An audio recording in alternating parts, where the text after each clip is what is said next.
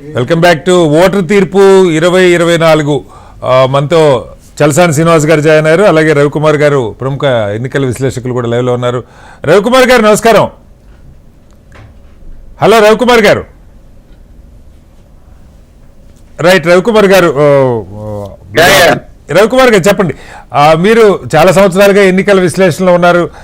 Exit polls ఏవైతే ఉన్నాయో ఏపీకి సంబంధించి సరే మెజారిటీ ఎగ్జిట్ పోల్స్ కూటమి గెలుస్తుందని చెప్పారు, కానీ జాతీయ స్థాయిలో ఒక్కటంటే ఒక్కటి కూడా ఇండియా కూటమి ఇంతగా పర్ఫామ్ చేయగలుగుతుంది. సరే అంతిమంగా ఏమవుతున్నది మనం చూడాలి, కానీ ఇప్పటికీ మనకు కనపడుతున్నది 227 స్థానాల్లో ఇండియా కూటమి ఆధిక్యంలో ఉంది, 295 స్థానాల్లో ఎన్డీఏ ఆధిక్యంలో ఉంది. దానిలో బీజేపీ కేవలం 237 స్థానాల్లోనే బీజేపీ సొంతగా ఒక పార్టీగా ఆధిక్యంలో ఉన్న పరిస్థితి. అంటే సింపుల్ మెజారిటీకి దాదాపు 40 స్థానాలు వెనకబడి ఉంది బీజేపీ. ఇది ఏ ఎగ్జిట్ పోల్ అంచనా వేయలేదు. కొంతమంది విశ్లేషకులు చెప్పిన దాన్ని చాలా దారుణంగా ట్రోల్ చేసిన పరిస్థితి. అంతిమంగా ఏమవుతుందో చూడాలి. మీ అంచనా ఏం కనపడుతుంది రవికుమార్ గారు? హలో, రవికుమార్ గారు చెప్పండి.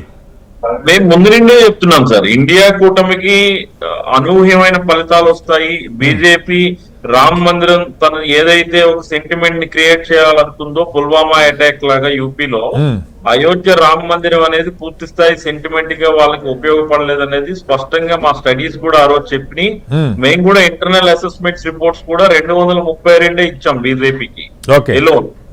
బట్ అయితే బీజేపీకి ఉన్న అడ్వాంటేజ్ ఏంటంటే, కాంగ్రెస్ కి ఎంత వేవ్ ఉన్నా కూడా, కూటమికి ఎంత అనుకూలమైన పవనాలు వీచినా కూడా చాలా రాష్ట్రాల్లో వాళ్ళ నాయకత్వ లోపం, ఇంకా నాయకత్వం అనేది, ఎందుకంటే 10 ఏళ్ళు అధికారంలో లేకపోయేటప్పటికీ వాళ్ళ నాయకత్వంలో ఏంటంటే కొంత గ్యాప్స్ ఎక్కువ ఉన్నాయి. ఇంకా అంటే కార్యకర్తలను మోటివేట్ చేసేంత లీడర్షిప్ రాలా. ఇప్పుడు తెలంగాణలో మీరు చూడండి, కర్ణాటకలో కాంగ్రెస్ అధికారంలోకి రాగానే దాని ఇంపాక్ట్ తెలంగాణ మీద పడింది. వేరే ఆంధ్రాకి వచ్చేటప్పటికి ఒక షర్మిల గారు ఒక్కరే ఎలోన్ బ్యాటింగ్ చేసినా కూడా అంత ఎమ్మటనే అది అందుకోలేదు. ఇంకొక 5-10 ఏళ్ళు పడితే ఖచ్చితంగా ఆంధ్రప్రదేశ్ లో కూడా మళ్ళీ తిరిగి పునరాగమనం చేసే అవకాశం కాంగ్రెస్ కు వస్తుంది. అలాగే దేశవ్యాప్తంగా చాలా రాష్ట్రాల్లో కాంగ్రెస్ తాలూకా రాష్ట్ర నాయకత్వాలు పూర్తిగా పనిచేయలేదు అనేది చాలా స్పష్టంగా దీని ద్వారా తెలుసుకోవచ్చు. అయితే ఇక్కడ మీరు అబ్జర్వ్ చేయాల్సింది ఏంటంటే, మొట్టమొదటిసారి భారతదేశ చరిత్రలో గాంధీ ఫ్యామిలీ రోడ్ ఎక్కడం మీరు చూసారో లేదో కానీ ఇదే ఫస్ట్ టైం. భారత్ జోడో యాత్ర ద్వారా రాహుల్ గాంధీ గారు 2 సార్లు 2 యాత్రలు కూడా చేయడం ఏంటనేది కాంగ్రెస్ కి కలిసి వచ్చిన అంశం. ఆయన వాస్తవ పరిస్థితులు, అసలు రాష్ట్ర స్థాయిలో ఉన్న చాలా నాయకత్వాల పేర్లు కూడా తెలియని పరిస్థితిలో ఒకప్పుడు కాంగ్రెస్ ఉండేది. ఈ రోజు ఏ రాష్ట్రాల్లో ఎవరు పనిచేస్తున్నారో తెలుసుకోగలిగే పరిస్థితికి వచ్చింది. అంటే ఒక విధంగా కాంగ్రెస్ రాహుల్ గాంధీ గారి లీడర్షిప్ అనేది స్పష్టంగా ఇది నైతికంగా కొంత విజయంగానే వాళ్ళు చూడాలి. ఎందుకంటే బీజేపీ తీసుకునే సాంప్రదాయ నిర్ణయాలు, బీజేపీ తీసుకునే ఎలక్షనీరింగ్ నిర్ణయాలు ఎలా ఉంటాయనేది మీకు నాకు అందరికీ బాగా తెలుసు.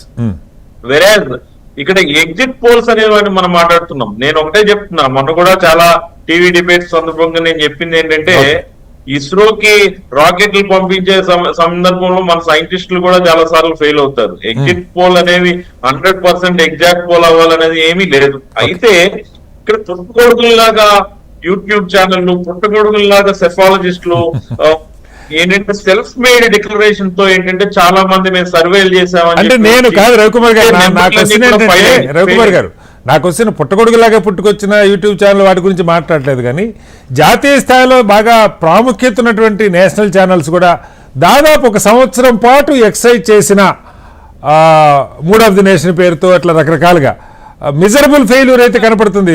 ఎండ్ రిజల్ట్ ఇప్పుడు మనం చెప్పలేం, కానీ ఎందుకంటే దాదాపు 230 పార్లమెంట్ స్థానాల్లో 10,000 లోపే మెజారిటీలు ఉన్నాయని చెప్తా ఉన్నారు. అంతిమంగా అవి ఎటు టర్న్ అవుతాయి ఏంటనేది మనం చూడాలి. బట్ ఓవరాల్గా కొంత ఎగ్జిట్ పోల్స్ మీద సందేహాలు అయితే మనకి తెలుగు రాష్ట్రాల్లో కూడా ఆరా సర్వే బాగా పాపులర్, ఆయన చెప్పింది కూడా పూర్తిగా రివర్స్ అయిన పరిస్థితి. ఇక్కడ మీడియా సంస్థలు కూడా ఏంటి అంటే, ఆయా రాజకీయ పార్టీకి ఎఫిలియేటెడ్ సంస్థలుగా తయారైన పక్షంలో you cannot expect more than expected. వాళ్ళు బీజేపీ లైన్ తో ఉంటే బీజేపీ లైన్ దాటి వాళ్ళు ఇవ్వలేరు, ఎందుకంటే వాళ్ళ బాసుల్ని వాళ్ళు మ్యూజిక్ ప్లే చేయాల్సిన అవసరం ఉంది కాబట్టి. సో ఇక్కడ ఖచ్చితంగా నిష్పక్షపాతంగా ఎగ్జిట్ పోల్స్ గానీ, సర్వేలు గానీ, అంచనాలు గానీ ఇచ్చే పరిస్థితి అనేది ఒకప్పుడులా లేదు.